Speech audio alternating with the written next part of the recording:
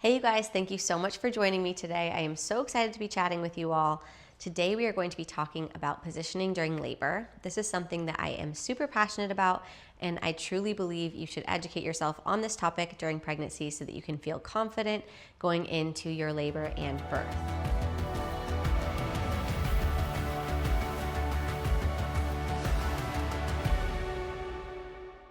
Today we are going to be talking about how often you should be moving and changing positions during labor, how your partner can support you in this. I will also be demonstrating a few different labor positions and subtle changes you can make if you're feeling super comfortable in one position, but you still want to change that position slightly. So let's talk about how often you should be changing positions during labor. So a good rule of thumb is trying to change and move every 5 to 6 contractions.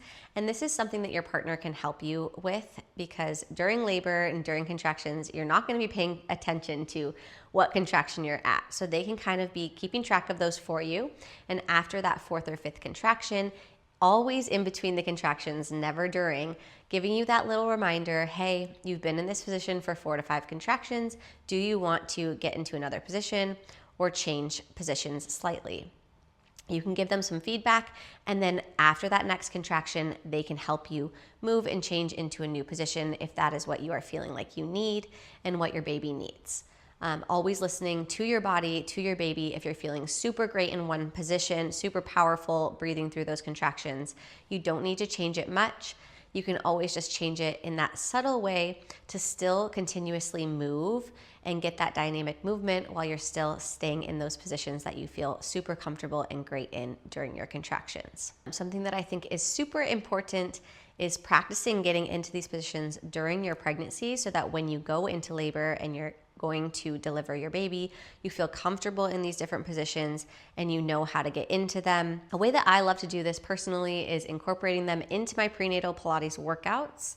So I will add them in throughout the workout as I'm going, or at the end of a workout, trying to get into some of those labor positions so that my body knows how that feels when I go into labor, and it's not something that's completely new and foreign to me. If you do end up getting an epidural during labor, you still want to be moving and changing positions during that time. So having your support person know how to help you get into different positions, whether that be your husband, your partner, your doula, your mom, whoever it is that's helping you in the room and supporting you during labor, making sure that they know that just because you have an epidural doesn't mean you stop moving. So utilizing a peanut ball is an amazing way to do that. Knowing different positions that you can do with the peanut ball to help you still continuously move and change positions is going to be so beneficial to you if you do end up getting that epidural. So now I'm going to demonstrate for you guys a couple of different positions that you can utilize during labor. You can practice them during your pregnancy. They're honestly great stretches as well during pregnancy. So utilizing them, practicing them, and so that your body can get into them easily during labor is going to be so helpful. So first and foremost, we want to use gravity as much as we can, right? So utilizing the back of a chair. So whatever's in your birthing space. So if you have if you're in a hospital, you can use the hospital bed. You can take a big yoga ball and put it on top of the bed. If you're taller, rest your arms on top of that ball and lean yourself back. You can also use your partner in this position, holding onto their neck and just leaning back, letting everything go. I'm gonna use this chair here. So the back of a chair, I'm gonna place this pillow so I have something under my elbows so it's comfortable. I'm gonna bring my legs back behind me nice and wide. You're gonna let your belly just hang down and let yourself hang here. You can rock from hip to hip. So during contractions, utilizing gravity so you're upright, but you're leaning forward and relaxing down, opening that pelvic floor up and breathing into it. You can rock your hips back and forth here, creating some movement. Good. Again, different ways you can do that by using your birthing space. A way to create that subtle movement that we were talking about, still staying in that same position, but we're just changing the positioning of the pelvis a bit to help us with that little movement. You can take a book or a block or have your partner do this for you.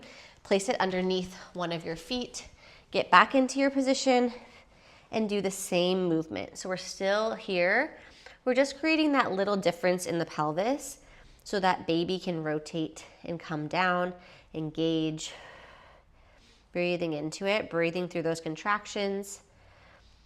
And then after a few contractions, again, your partner can help you move that book or block over to the opposite side.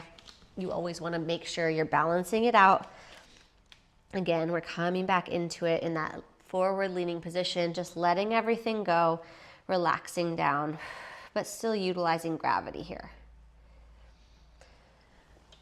Good. And then another position that you can come into that a lot of people like is this all fours position. So coming onto all fours here, you're just here.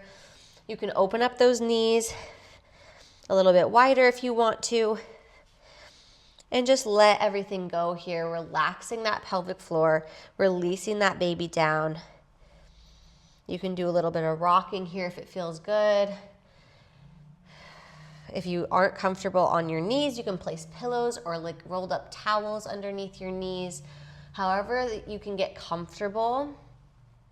You can circle through the hips here, just using movement to help you.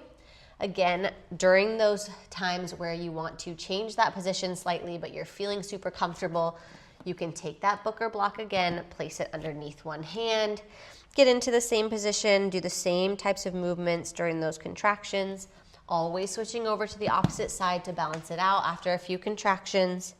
And then same thing, you can take it underneath a knee, just creating that little difference in the pelvis here, and then taking it under the other knee to balance that out. Those are great positions.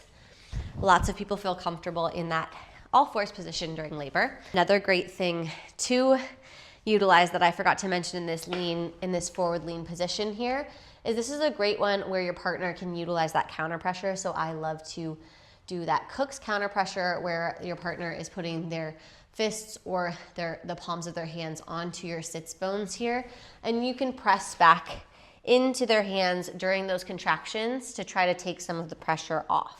So great position to utilize that counter pressure in is that forward leaning position. So I hope that was helpful for you guys, and you understand a little bit subtle ways that you can change positions during labor, a couple different labor positions. There are so many different positions that you can utilize. So make sure you learn those and practice those during your pregnancy so that you feel confident when you go into birth and bringing your baby into the world. I hope you guys have a wonderful rest of your day. If you have any questions about any of this, please feel free to reach out. You can reach out on my website, katepangos.com, on Instagram @katepangos. You can also just DM me on there. I would love to answer any questions, chat with you all about what I offer as a virtual doula, as well as my prenatal Pilates packages that you can utilize to help prepare you for your labor and postpartum. So enjoy the rest of your guys' day. I will see you in the next video.